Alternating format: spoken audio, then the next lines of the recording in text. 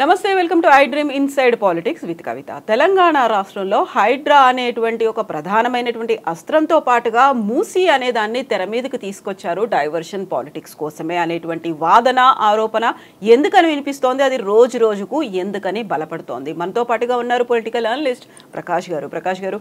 నమస్కారం అండి. గతంలో హైడ్రా వచ్చింది, హైడ్రా తర్వాత ఇప్పుడు మూసీ డెవలప్మెంట్ కోసం వచ్చింది.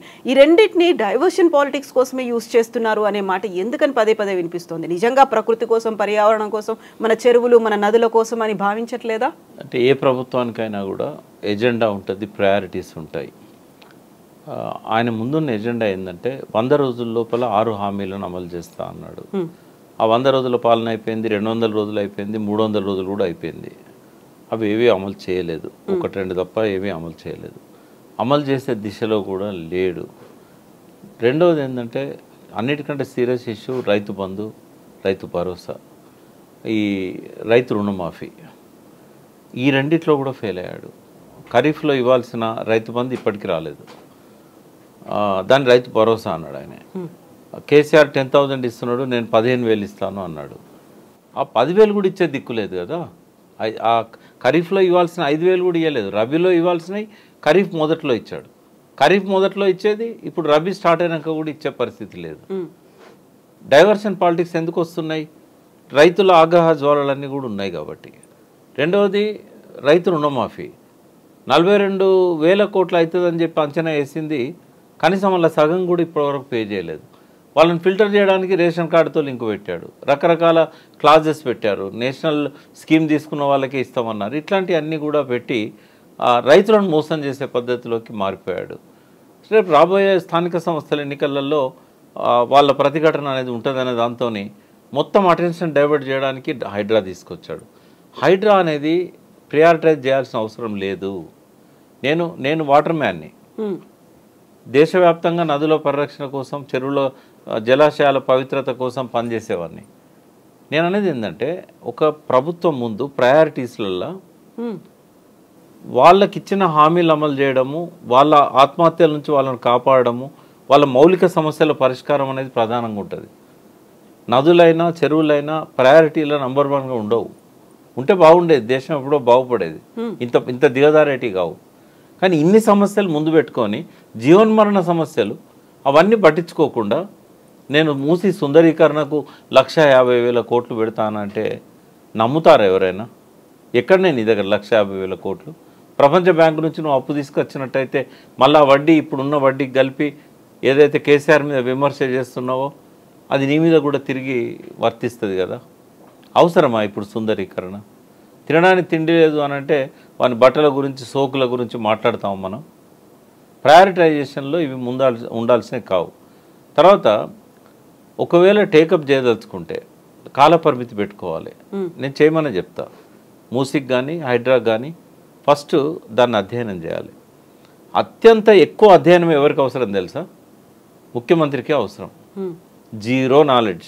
నేను చెప్పగలుగుతా, 1% కూడా ఆయనకు నాలెడ్జ్ లేదు ఈ చెరువుల మీద, హైదరాబాద్ చారిత్రక భౌగోళిక పరిస్థితుల మీద. Not even 1%. అని ఏమనుకుంటుండమ్మా? ఒక చెరువులో ప్రభుత్వ భూమి ఉంటే నువ్వు ఆ ప్రభుత్వ భూమిని తీసుకోవచ్చు. ఆ సుప్రీంకోర్టు గైడ్లైన్స్ ప్రకారం అది ఖాళీ చేసిన తర్వాత ఆ భూమిని నువ్వు జలాశయాల పరిరక్షణకు వాడతావా, రిక్రియేషన్కి వాడతావా, అగ్రికల్చర్కి వాడతావా, నీ ఇష్టం. కాంక్రీట్ జంగల్ చేయడానికి లేదు. కానీ ప్రైవేట్ పట్టాలు ఉంటే నువ్వు అక్కడ ఎవాక్యుయేట్ చేసిన తర్వాత ఆ భూమిని గవర్నమెంట్ ఎట్లా కలుపుకుంటావు? రంగనాథ్ చెప్తున్న లెక్కలు. నేనేంటంటే ఇంత రికవర్ చేశాను ల్యాండ్ అని. ఆ ల్యాండ్ ఎవరిది? రెవెన్యూ రికార్డులు ఎవరి పేరుంది? ఫస్ట్ రేవంత్ రెడ్డికి అర్థం కావాల్సింది ఏంటంటే తెలంగాణకు బయట ఉన్న భారతదేశం వేరు, తెలంగాణ వేరు. బయట జలాశయాలు కానీ, కొండలు గుట్టలు కానీ, గనులు కానీ అన్నీ గవర్నమెంట్ ఇవి. బ్రిటిష్ ఎంతవరకు అయితే బ్రిటిష్ పరిపాలన ఉందో, బ్రిటిష్ పరిపాలన కింద ఉన్న ఆంధ్రప్రదేశ్లో కానీ ఇతర రాష్ట్రాలలో కానీ మొత్తం ప్రభుత్వాన్ని.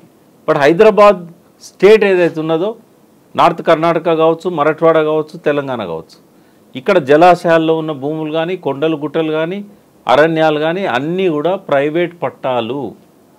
ఈ సంగతి ఎన్నడూ అర్థం కావాలి రేవంత్ రెడ్డికి.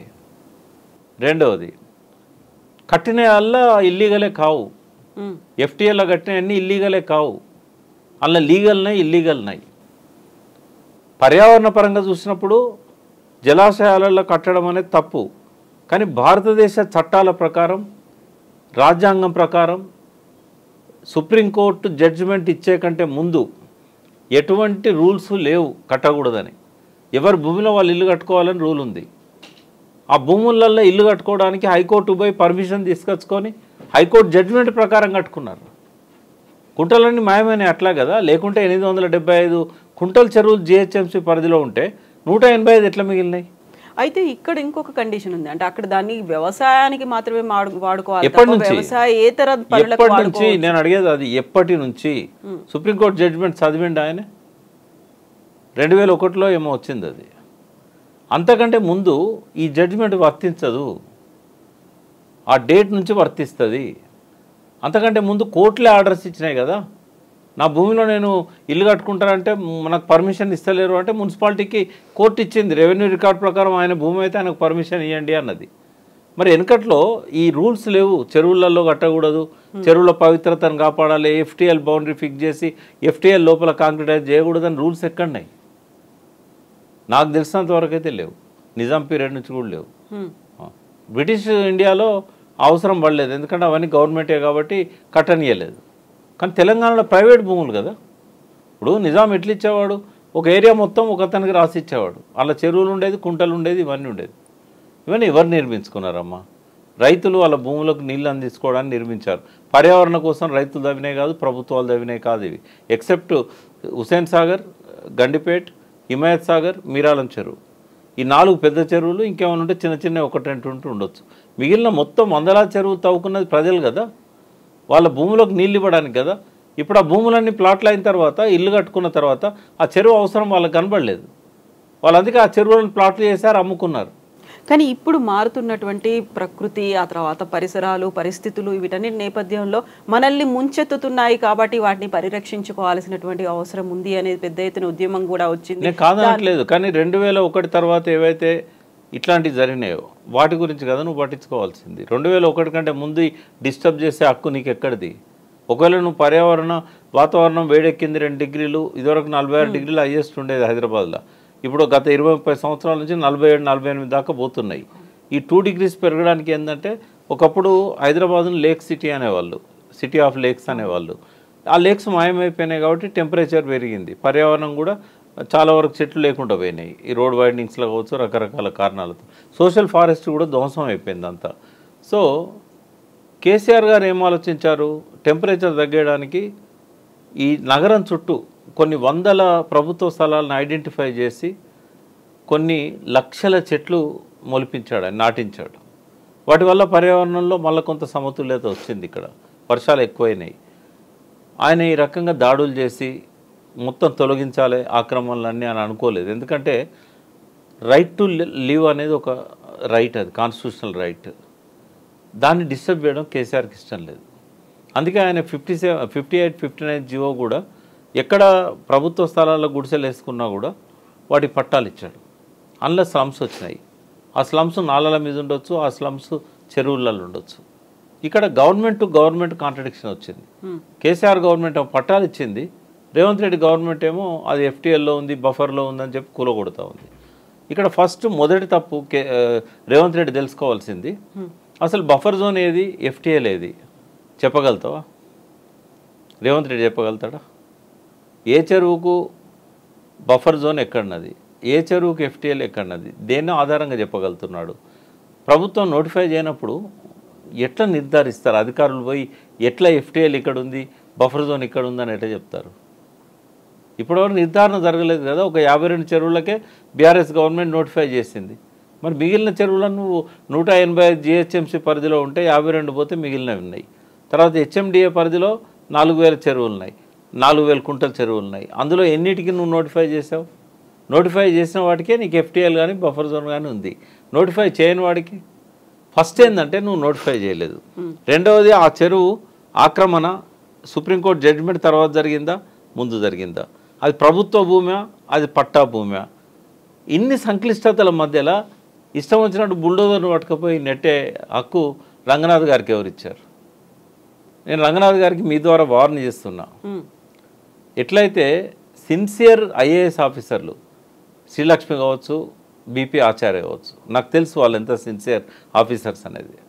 వాళ్ళ సర్వీస్ అంతా నేను వాళ్ళతో కలిసి ఉన్నాను నేను. అటువంటి వ్యక్తులు ఎట్లయితే ఒక ముఖ్యమంత్రి ఒత్తిడితో సంతకాలు పెట్టి జైల్లో కూర్చున్నారో, చంద్రబాబు నాయుడు పీరియడ్లో పనిచేసిన అధికారులను జగన్ ఎట్లయితే ఇబ్బంది పెట్టాడో, జగన్ దగ్గర పనిచేసిన ఐపీఎస్లను చంద్రబాబు ఎట్లా ఇబ్బంది పెడుతున్నాడో, కేసీఆర్ దగ్గర పనిచేసిన పోలీస్ ఆఫీసర్లు ఫోన్ ట్యాపింగ్ పేరుతోని దేశానికే రాలేని పరిస్థితిలో చిక్కుకున్నారో, రేపు రంగనాథ్ గారికి కూడా అదే పరిస్థితి వస్తుంది. ఆఫీసర్ అయినంత మాత్రాన ముఖ్యమంత్రి ఇంకో మంత్రి చెప్పినా కూడా తను అధ్యయనం చేసి చట్టపరంగా చేయాలి. అసలు ఒక్క ఇల్లు కూడా కూల్చే హక్కు ఈ ప్రభుత్వానికి లేదు. ఎందుకంటే అది ఇల్లీగల్గా చెరువులో కట్టుకున్నా కూడా నోటీస్ ఇవ్వకుండా కూల్చకూడదు. ఆ నోటీస్ ఇచ్చినా కూడా కోర్టు పోయే అవకాశం ఇవ్వాలి. హైకోర్టు మొన్న అన్ని ప్రశ్నలు వేసింది కదా, 13 రకాల ప్రశ్నలు వేసింది కదా, ఒక్కదాని సమాధానం లేదు కదా వాళ్ళ దగ్గర. హైకోర్టు వేసిన ప్రశ్నలన్నీ మన డిస్కషన్లో 2 నెలల నుంచి మాట్లాడుతున్నాం. తేరుకున్నారా వాళ్ళు? కనీసం అర్థం చేసుకుంటున్నారా? నేను అదే చెప్పాను, దున్నపో తినిందంటే పోలీసులు తలుగు పట్టుకొని పోతున్నారు దొడ్లే కట్టేద్దామని ముఖ్యమంత్రి చెప్పంగానే. దున్నపోతే ఈనుద్దో లేదో ముఖ్యమంత్రి తెలియదు, తలుగు పట్టుకొని పోతే దొరుకుద్దాం మరి, దానికి ఈయనే లక్షణం లేనప్పుడు. ఇట్లా అయిపోయిందమ్మా, ఇదొక అంధ వ్యవస్థగా మారిపోయింది. ఆయన సంకల్పం గొప్పది, కానీ దానికోసం తీసుకున్న టైం కానీ, అమలు చేస్తున్న పద్ధతి కానీ అధ్యయనం చేయకుండా, చట్టానికి రాజ్యాంగానికి లోబడి కాకుండా ఇష్టం వచ్చినట్టుగా బుల్డోజ్ చేయడం అనేది చాలా తీవ్రమైన అంశం. ఇప్పుడు మూసీ నదికి సంబంధించి 1,50,000 కోట్లతో ఒక ప్రణాళిక అనేది రాబోతోంది. ఆల్రెడీ రీలొకేట్ చేస్తున్నారు అక్కడ ఎవరైతే ఇళ్ళు కట్టుకొని ఉన్నారో. దాన్ని ఇలా చూస్తున్నారు. ఇది దాదాపుగా 10 సంవత్సరాల క్రితం కేసీఆర్ గవర్నమెంట్ ఉన్నప్పుడే కేటీఆర్ గారు ఈ మూసీ ప్రక్షాళన కోసం ఒక ప్లాన్ చేశారు. ఈ మూసీ ప్రక్షాళన కోసం ఏదైతే ఆయన ప్లాన్ చేశాడో, ఫస్ట్ వాళ్ళ దృష్టిలో ఏంటంటే మురుగు నీరు అనేది పారకుండా దీన్ని మనం ఆపగలగాలి అని చెప్పి ఫస్ట్ ప్రయారిటీ ఏం చేశారు, మూసీలో మనం కోరుకునేది ఏంటిదమ్మా, మురికి నీరు రాకుండా ఉండాలనేది ఫస్ట్ కోరుకుంటాం. ఈ బౌండరీస్ ఇవన్నీ కూడా మనం తర్వాత దాన్ని ఎట్లా ఎంక్రోచ్మెంట్స్ తొలగించాలి, ఇది సెకండరీ. ఫస్ట్ ఏంటంటే మురుగునీరు రాకుండా ఉండాలి, మొదటి సమస్య అది. మూసీ పరివాహక ప్రాంతంలో 2 వైపులా ఉన్న వాళ్ళందరూ సఫర్ అవుతున్నది ఏంటి అని అంటే ఆ దుర్గంధము, ఆ వాసన, అందులో కెమికల్స్ వదులుతున్నారు, ఇవన్నీ కూడా మౌలిక ప్రాథమిక సమస్యలు. అయితే వాటి గురించి ఫస్ట్ కాన్సన్ట్రేట్ చేశారు కేటీఆర్ గారు కానీ కేసీఆర్ గారు కానీ. 3,600 కోట్లకు ఒకే రోజు అడ్మినిస్ట్రేటివ్ శాంక్షన్ ఇచ్చి ఎన్ని నాళాల నుంచి అయితే దుర్గంధపూరితమైన నీరు వస్తున్నదో వాటి మీద ఎస్టీపీలను ఫస్ట్ వాళ్ళు ప్లాన్ చేశారు. ఈ ఎస్టీపీలను ప్లాన్ చేసిన తర్వాత అవి ఇప్పుడు ఆల్రెడీ ఆల్మోస్ట్ కంప్లీట్ అయ్యి, కొన్ని ఆల్రెడీ ఫంక్షనింగ్లో ఉన్నాయి, కొన్ని ఇనాగరేషన్ సిద్ధంగా ఉన్నాయి, కొన్ని నిర్మాణ దశలో ఉన్నాయి. ఇవి కంప్లీట్ అయితే మురుగునీరు అనేది రావడం అనేది ఆగిపోతుంది ఫస్ట్. ఇది వాళ్ళు చేసిన మొట్టమొదటిది. రెండవది ఏంటంటే ఎక్కడెక్కడనైతే చుట్టూ ఉన్న చెరువులల్లో ఈ మురుగునీరు కలుపుతున్నారో, కెమికల్ వాటర్ అంటే రెసిడ్యూ అంటాం కదా, రకరకాల ఇండస్ట్రీస్ ఉన్నాయి, ఫార్మా ఇండస్ట్రీస్, అవి కలుపుతున్నప్పుడు వాటిని సీజ్ చేశారు. కలపకూడదని చెప్పి వార్నింగ్ ఇచ్చారు, పెనాల్టీలు వేశారు, లాస్ట్కి సీజ్ చేశారు. సో ఇవి వాళ్ళు చేసినాయి. రెండవది ఏంటంటే బౌండరీస్ ఫిక్స్ చేయాలి. భారతదేశంలో ఈ రోజు వరకు ఏ నదికి బౌండరీస్ ఫిక్స్ లేవు. మొట్టమొదటిసారి మూసీ నదికి ఇప్పుడు బౌండరీస్ ఫిక్స్ చేశారు. మూసీ నది బౌండరీ ఎక్కడి నుంచి ఎక్కడి వరకు ఉండే, అందులో ఎఫ్టీఎల్ ఏంటిది, అందులో బఫర్ జోన్ ఏంటిది అనేది. అయితే కొన్ని కారణాల వల్ల గతంలో మూసీలో స్ట్రక్చర్స్ ప్రభుత్వమే కట్టింది. నేను చెప్పాను ఇంతకుముందు ఎమ్లిబన్ బస్ స్టాండ్ కానీ, ఇప్పుడు ఈ railway station, metro transit station కూడా ఉంది. అందులో 2 ట్రైన్లు అక్కడ జంక్షన్ ఉంటుంది. సో ఇవన్నీ కూడా అది సుప్రీంకోర్టు ఇచ్చిన జడ్జిమెంట్కు విరుద్ధం. ఇప్పుడు రైతులు ప్రజలు ఎవరో 2000 సంవత్సరం కంటే ముందు కట్టుకుంటే అది చట్టవిరుద్ధం కాదు, కానీ 2000 సంవత్సరం తర్వాత కట్టారు. ఇవి ఇమ్లిబన్ కొంచెం ముందు కట్టారు, బట్ ఈ మెట్రో స్టేషన్ అయితే తర్వాత కట్టారు. సో నదిలో కట్టారు. దానివల్ల ఏమైందంటే ఫ్లో నది అబ్స్ట్రక్ట్ చేస్తున్నది. 2 లక్షల క్యూసెక్ల వరద రావాలి మూసీలో, అంత వస్తేనే ఆ నది ఆపుతుంది. ఆ చుట్టూన్న గోడలు కానీ ఇవి కానీ, గోడలు కొద్ది దూరమే ఉన్నాయి మనకు. హైకోర్టు అవతల నుంచి సిటీ కాలేజ్ దగ్గర నుంచి స్టార్ట్ అవుతాయి ఆ గోడలు. అవి అప్పుడు నిజాం కట్టాడు. అవి ఏంటంటే పురాణపూల్ నుంచి చాదగఢ్ వరకు ఉన్నాయి. ఎక్కడైతే గోడలు లేవు, గోడల లోపల కూడా కబ్జాలైనాయి. గుళ్ళు కట్టారు, గోడల లోపల గుళ్ళు కట్టారు. ఇది బీజేపీ వారికి సంబంధించిన విశ్వ హిందూ పరిషత్ ఇట్లాంటి వాళ్ళు గుళ్ళు కట్టుకున్నారు. గుళ్ళు కడుతున్నారు కదా అని మసీదులు కట్టారు, ప్రార్థనా మందిరాలు. వాటితో పాటుగా బర్రెలను పెట్టుకొని గుండాలు ఓల్డ్ సిటీలో అక్కడిక్కడ కొంతమంది ఎవరైతే గుండాస్ ఉండేవాళ్ళో లేదా పొలిటికల్ సపోర్ట్ ఉన్న వాళ్ళు ఏం చేశారు, నేరుగా అలా డంపింగ్ చేసేసి మున్సిపల్ వెహికల్స్ని రోడ్డు ఎత్తుకు మట్టి పోసి ఆ లోపలికి ఎంక్రోచ్ అయ్యారు. ఈ ఖాళీ స్థలాలని తొలగించవచ్చు. బట్ ఎక్కడైతే జనావాసాలు ఉన్నాయో, బంగ్లాలు ఉన్నాయో, ఒకసారి వీళ్ళు బౌండరీస్ అయితే ఫిక్స్ చేశారు. రెవెన్యూ వాళ్ళు కానీ ఇరిగేషన్ డిపార్ట్మెంట్ వాళ్ళు కానీ ఒకసారి చెక్ చేయాలి ఈ ప్రైవేట్ ల్యాండ్స్ ఏమైనా ఉన్నాయా. ఎందుకంటే మూసీకి ఇదివరకు బౌండరీస్ లేవు. భారతదేశంలో ఏ నదికి బౌండరీస్ లేవు. నది ఎంత దూరం ప్రవహిస్తుందో అదంతా నది స్థలం లాగానే అయిపోయింది. అడవికి ఉంటుంది, ఒక గ్రామానికి ఉంటుంది, ఒక రైతు పొలానికి ఉంటుంది, కానీ నదికి లేదు. నది ఏంటంటే అనాథ, నోరు లేనిది అది. అందుకే నేను లాస్ట్ ఇయర్ నేషనల్ కన్వెన్షన్ పెట్టాను ఇక్కడ, we have to give voice to the voiceless reverse అని చెప్పాను. నోరు లేని నదులకు మనం గొంతుకరం అవుదామని చెప్పేసి. సో ఆ బౌండరీస్ అనేటివి ఫస్ట్ ఫిక్స్ చేయాలి. మూసీకి ఇప్పుడు ఫిక్స్ చేశారు. ఇది కూడా ఏంటంటే కేటీఆర్ గారి చొరవతోనే ఆ బౌండరీస్ ఫిక్స్ అయినాయి. ఐడెంటిఫై చేశారు ఎన్ని ఫ్యామిలీస్ను మనం రీహాబిలిటేట్ చేయాలి, బఫర్ జోన్లు ఎన్ని ఉన్నాయి, ఎఫ్టీఎల్ లోపల ఎన్ని ఉన్నాయి అనేది ఐడెంటిఫై చేశారు. మంచి పద్ధతే ఇది. కానీ ఇప్పుడు రాత్రికి రాత్రి వాళ్ళను ఖాళీ చేయించాల్సిన అవసరం లేదు. ఫస్ట్ ఏంటంటే మూసీలో మురుగునీరు రాకుండా ఆపడానికి ఇంకా 1 to 2 years పడుతుంది. ఈ 1 to 2 years లోపల ఈ మెల్లమెల్లగా రీహాబిలిటేషన్ ప్రక్రియ స్టార్ట్ చేయాలి. అయితే నిన్న ఎక్కడో యూట్యూబ్లో విన్నాను నేను, రేవంత్ రెడ్డి గారు మాట్లాడుతుంటే జవహర్ నగర్ దగ్గర 1000 ఎకరం ఉంది ప్రభుత్వ స్థలం, అక్కడ షిఫ్ట్ చేస్తాను అన్నాడు. అని అనుభవం తెలుసుకోవాలి ఆయన. ఏంటంటే చంద్రబాబు నాయుడు నందనవనం ప్రాజెక్టు పెట్టి మూసి పక్కనున్న స్లమ్స్ అన్నింటినీ కూడా వనస్థలపురం దగ్గరికి ఎక్కడికో తరలించాలని చూస్తే పోలేదు ఎవరు. లాస్ట్కి అది కాలనీ తలగబడిపోయింది. 20 ఏళ్ల కింద సంగతి. ఈ ప్రయత్నం ఆయన గురువు గారు చేశారు, సాధ్యం కాలే. ఎందుకు కాలేదంటే వీళ్ళంతా ఎక్కడెక్కడి నుంచో వచ్చి రీహాబిలిటేట్ అయిన వాళ్ళు, ఇక్కడ ఏంటంటే బస్తీలలో సెటిల్ అయిన వాళ్ళు, వీళ్ళు ఇక్కడనే జీవనోపాధి ఏర్పాటు చేసుకున్నారు. వాళ్ళ పిల్లలు అక్కడ దగ్గరలో ఉన్న ప్రభుత్వ స్కూళ్ళలో చదువుతూ ఉంటారు. చుట్టూ ఒక ఎన్విరాన్మెంట్ క్రియేట్ చేసుకున్నారు. అనుబంధాలు, బంధాలు, బంధుత్వాలు, బతుకుదెరువు, ఎమోషన్స్ ఇవన్నీ ఉంటాయి. వాళ్ళని తీసుకుపోయి 10 కిలోమీటర్లు 20 కిలోమీటర్లు అంటే జవహర్ నగర్ అంటే 25-30 కిలోమీటర్లు అక్కడ మిమ్మల్ని పడేస్తానంటే వాళ్ళు ఏం తిని బతకాలి, ఏం చేసి బతకాలి? వాళ్ళు వదులుకుంటారా? ఇవన్నీ ప్రాక్టికల్గా ఏం చేయాలన్నది ఆలోచించాలి. అందుకే చాలాసార్లు చెప్పాను, రేవంత్ రెడ్డి దగ్గర థింక్ ట్యాంక్ లేదు, ఇష్టం వచ్చినట్టు చేస్తున్నాడు, ఆయనకు తెలియదు, ఎవరు చెప్పేవాళ్ళు లేడు అని. నేనేమంటున్నా, మీ ద్వారా నేను ఆయనకు సజెషన్ ఇస్తున్నా. మూసీ పరివాహక ప్రాంతంలో ఏ ఏరియాలో ఉన్న స్లమ్స్ని, ఏ ఏరియాలో ఎఫ్టీఎల్లో కానీ బఫర్ జోన్లో ఉన్న వాళ్ళని కానీ వాళ్లకు రిహాబిలిటేషన్ ఫస్ట్ ఏర్పాటు చేయి.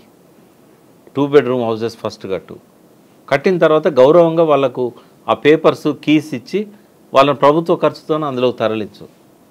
ఎక్కడెక్కడ చేయొచ్చు? ఫస్ట్ ఏంటంటే రేస్ కోర్స్, 35-36 ఎకరాల స్థలం, 37 ఎకరాలు ఏముంది. వాళ్ళు చాలా రోజుల నుంచి ప్రభుత్వాన్ని అడుగుతున్నారు, మాకు బయట ఎక్కడన్నా స్థలం చూపెట్టినట్టయితే ఇది ఇచ్చేస్తామని. ఎంత విలువైన స్థలం అమ్మా, 20 కోట్లు పెట్టిన ఎకరం దొరకదు. సురేందర్ రెడ్డి గారు, సురేందర్ రెడ్డి గారు దాని ఆయన ఆధ్వర్యంలో ఉంటుంది ఆ రేస్ కోర్స్ లాస్ట్ 40-50 years నుంచి. ఇప్పుడు ఇలా ఖమ్మం ఎంపీ గారి తండ్రి, ఒకప్పుడు ఆయన మాజీ ఎంపీ సురేందర్ రెడ్డి గారితో మాట్లాడి, వాళ్ళంతా కాంగ్రెస్ పార్టీలో ఉన్నారు, ఆ కుటుంబాలన్నీ దాదాపు కాంగ్రెస్ పార్టీలో ఉన్నాయి, ఆ రేస్ కోర్స్ సంబంధించినవి. వాళ్ళే వెళ్ళిపోతామని చెప్పారు. వాళ్ళ కంజెస్టెడ్ కూడా అయింది ఇది. కాబట్టి ఆ రేస్ కోర్సును షిఫ్ట్ చేస్తే 36 ఎకరాలు వస్తుంది. తర్వాత గోషామాల్ స్టేడియం, ఇప్పుడు అక్కడ ఏం ఆడతలేం కదా. గోషామాల్ స్టేడియంలో ఎవరేం ఆడతలేరు. గోషామాల్ స్టేడియం మొత్తాన్ని కూడా రీహాబిలిటేషన్ వాడచ్చు. పక్కనే ఉన్న చెంచల్గూడ జైలు అవసరమా? ఇంకా చెంచల్గూడ జైలు, చెర్లపల్లి అంత పెద్ద జైలు ఉంది, ఓపెన్ జైలు ఉంది, చెంచల్గూడ జైలు ఎందుకు? ఇంకా ఆ చెంచల్గూడ జైలు స్థలాన్ని కూడా రీహాబిలిటేషన్ వాడచ్చు. తర్వాత బాపుగాడి దగ్గర చాలా ప్రభుత్వ స్థలాలు ఉన్నాయి. లేదనుకోండి, కంటోన్మెంట్కు సంబంధించిన బోలెడ్ స్థలం ఉంది అక్కడ. ఏది ఆడ ఉన్న వాళ్ళ సైనికుల కంటే కూడా, వాళ్ళ అవసరాల కంటే కూడా 100 ఎకరాలు మేడిపట్నం దగ్గర కానీ లంగర్ హౌస్ దగ్గర కానీ కంటోన్మెంట్ అక్కడే కాకుండా ఇక్కడ కూడా వాళ్ళ స్థలాలు ఉన్నాయి. నువ్వు అక్కడ వాళ్ళని అడిగి ఓ 10 ఎకరాలు తీసుకో అంటే రైట్ ఫ్రమ్ బాపుగాడ్ దగ్గర నుంచి నాగోల్ దాకా నీకు ప్రభుత్వ స్థలాలు విస్తృతంగా ఉన్నాయి. ఎక్కడ రిహాబిలిటేట్ చేయాలో అక్కడనే చేయి. ఎక్కడ నువ్వు ఎవాక్యువేట్ చేస్తున్నావో పక్కనే చేయి. 1 కిలోమీటర్ అంటే పోతారు కానీ 25-30 కిలోమీటర్లు ఎట్లా పోతారు వాళ్ళు? తర్వాత ఈ రోజు వాళ్ళను గుడిసెల నుంచి ఖాళీ చేయించాల్సిన అవసరం ఏంది? ఐదర్ నీకు అటెన్షన్ డైవర్ట్ చేయడానికన్నా వాళ్ళ మీద ఫోకస్ అన్నా చేస్తుండొచ్చు, లేదా ఎవరైనా నిన్ను అక్కడ మా కార్పొరేట్లకి స్థలం ఇవ్వమని చెప్పి ఎవరైనా తరుముతుండొచ్చు. వరల్డ్ బ్యాంక్ ఏమన్నా నీకు వాళ్ళందరిని ఎవాక్యువేట్ చేస్తే లోన్ ఇస్తానని చెప్పిందా? సో ఒక ముఖ్యమంత్రి ప్రజల యొక్క ప్రయోజనాలు సంక్షేమం చూడాల్సిన మనిషి సుందరీకరణ కోసం ప్రజలను ఆగం చేయడం కానీ గోసపెట్టుకోవడం కానీ కరెక్ట్ కాదు. రేపు జిహెచ్ఎంసీ ఎన్నికలు వస్తాయి. ఈ పార్టీకి ఎవడన్నా ఓటేస్తాడా? కొంతమంది అంటున్నారు కాంగ్రెస్ వాళ్ళు, మాకు జిహెచ్ఎంసీలో చాలా ప్లస్ అవుతుంది, ఎందుకంటే ఈ బస్తీలు తీసేయడం వల్ల, నాలాలు వైడెన్ చేయడం వల్ల పర్యావరణకు ప్రకృతికి మేము మేలు చేస్తామని చెప్పి ఓట్లేస్తారు అన్నారు. అయితే అట్లా ఫీల్ అయ్యేటోళ్ళు ఎవరు అంటే బంగ్లాలలో ఉంటోళ్ళు. వాళ్ళు ఎన్నడూ పోలింగ్ కేంద్రాలకు రారు, వాళ్ళు ఎన్నడూ ఓట్లేరు. ఓట్లేసేది ఈ స్లమ్ పీపులే మళ్ళా. ఎందుకంటే వాళ్ళ దగ్గరికి డబ్బులు తీసుకొని పోయి ఇంటింటికి ఇస్తారు, మందు బాటిల్ ఇస్తారు, మాంసం ఇస్తారు. ఆ కృతజ్ఞతగా వాళ్ళు పొద్దున్నే పోయి బారులు తీరి ఓట్లేస్తారు గంటల కొద్ది నిలబడి. ఏకపోతే వాడు ఇచ్చి మళ్ళీ వసూలు చేసుకుంటాడేమో అనే భయం. ప్రేమ కాదు అది. ఓట్లేసేదే బస్తీ వాళ్ళు. ఇక్కడ 45% పోలింగ్ అవుతుంది అంటే బస్తీ వాళ్ళతో అవుతున్నది. ఇక్కడ ఐటీ వాళ్ళు, లేకపోతే బంజారా హిల్స్, జూబ్లీ హిల్స్ ఉన్న బంగ్లాలు ఉన్న వాళ్ళు, ఎవరో సెలబ్రిటీస్ మహేష్ బాబు లాంటి వాళ్ళు వచ్చి లైన్లో నిలబడే చూపెడతాం. కానీ ఏ ఇండస్ట్రియలిస్ట్ అయినా మనం లైన్లో చూసామా? మెగా కృష్ణారెడ్డి ఎప్పుడన్నా ఓటేయంగా చూసామా మనం? అంటే చెప్తున్నా నేను, ఈ పెద్ద పెద్ద వాళ్ళు వాళ్ళు ఎక్కడో ఉంటారు, అమెరికాలో ఉంటారు, లేకపోతే ఆ టైంకు ఓటు కోసం అయితే వాళ్ళు వాళ్ళ ప్రోగ్రామ్స్ అన్ని వాయిదా వేసుకొని రారు కదా.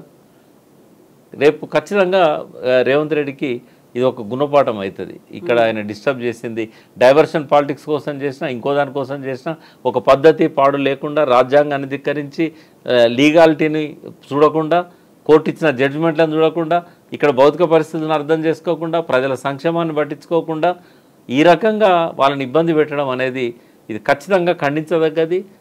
సభ్య సమాజం వ్యతిరేకిస్తున్నది. దానికి మూల్యం చెల్లించక తప్పదు రేవంత్ రెడ్డి. ఎస్ ప్రకాష్ గారు, థ్యాంక్ యూ సో మచ్ అండి. Thank you.